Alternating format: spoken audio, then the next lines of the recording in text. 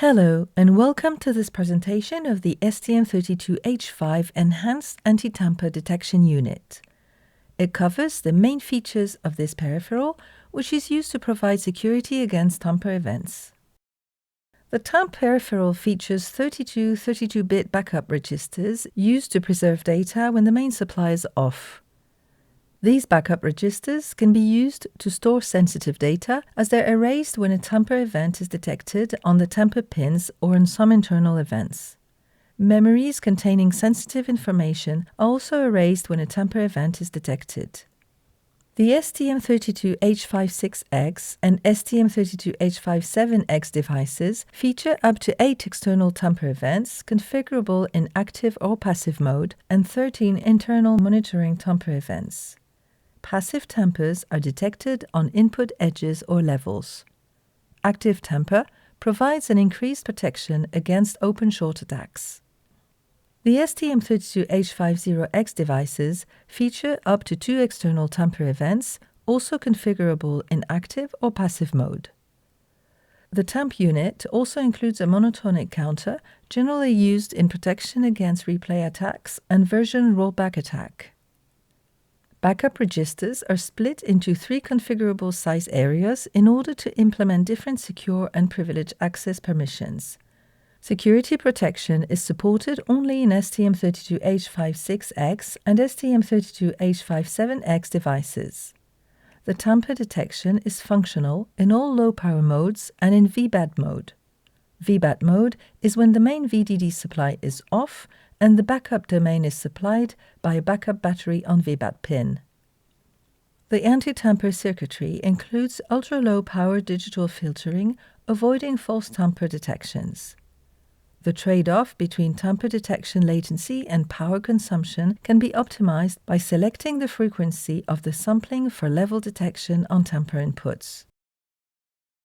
Each tamper can be configured in 2 modes: confirmed mode, immediate erase of secrets on tamper detection, including backup registers erase, and potential mode, most of the secrets erased following a tamper detection are launched by software.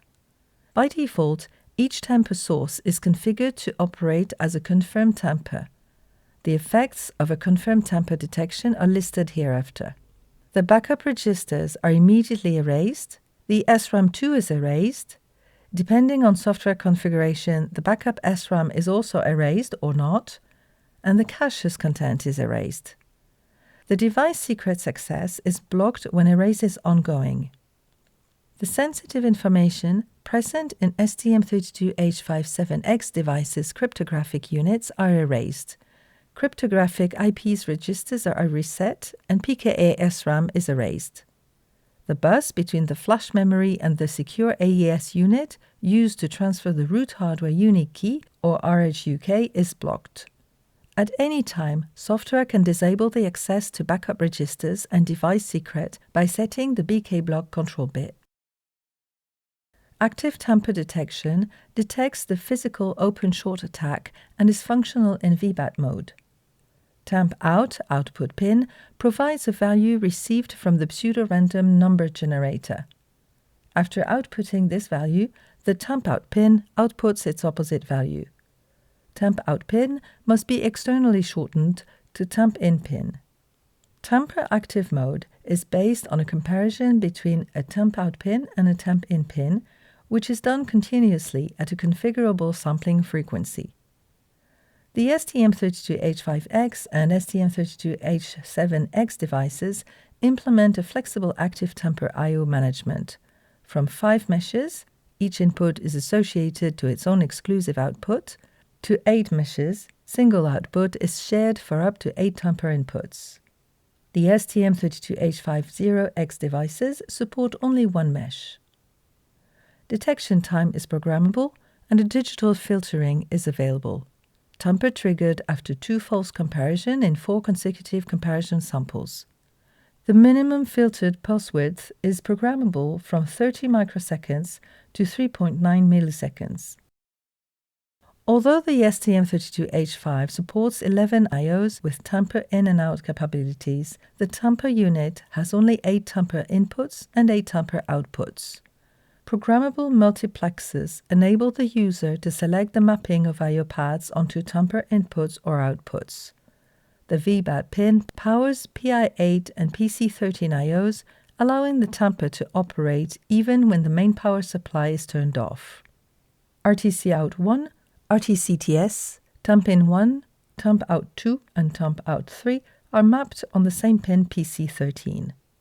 PC13 can support the following tamper outputs, tamp out 2 and tamp out 3. When out 3 RMP is set to binary 00, PC13 has the precedence. The 13 internal tamper events protect against transient or environmental perturbation attacks. This slide and the following one detail these internal tampers. The 3 first internal tampers detect any abnormal operating condition regarding the backup domain, voltage, temperature, and clock. They are functional while the microcontroller is in VBAT mode. The clock security system that monitors the HAC oscillator can cause a tamper event, as well as an RTC calendar overflow and JTAG or SWT access when product state is different than open.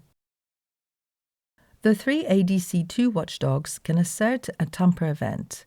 They can be used to monitor internal voltages such as VCore and VREF+.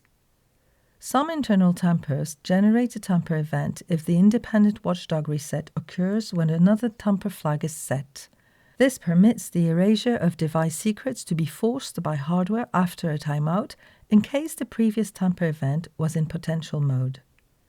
This is equivalent to change the potential tamper into confirmed tamper if a watchdog reset occurs before any software decision following the potential tamper event.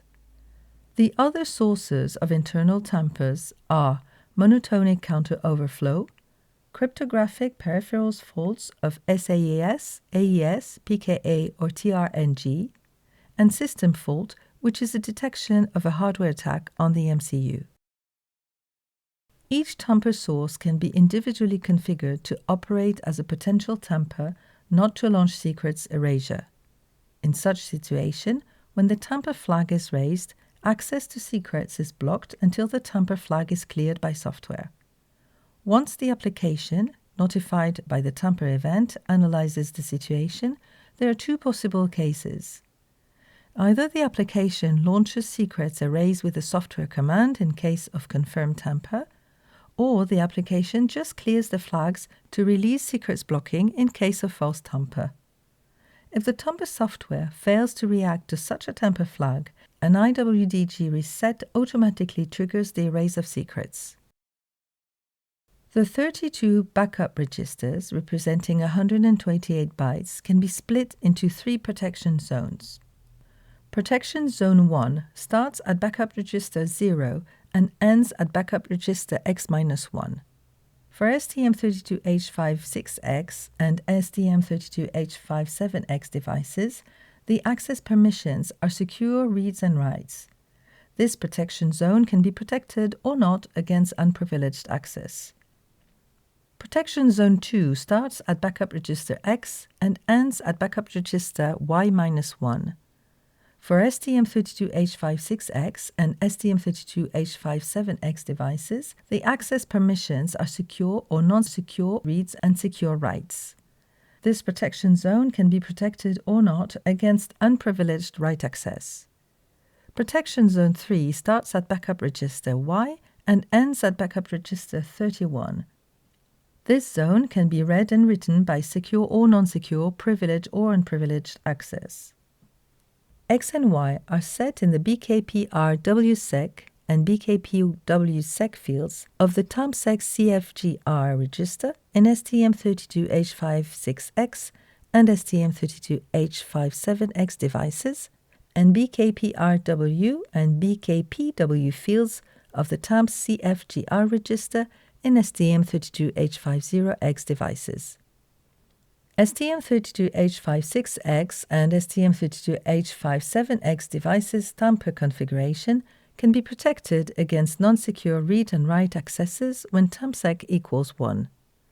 All STM32H5XX devices' tamper configuration can be protected against unprivileged read and write accesses when tamppriv equals 1.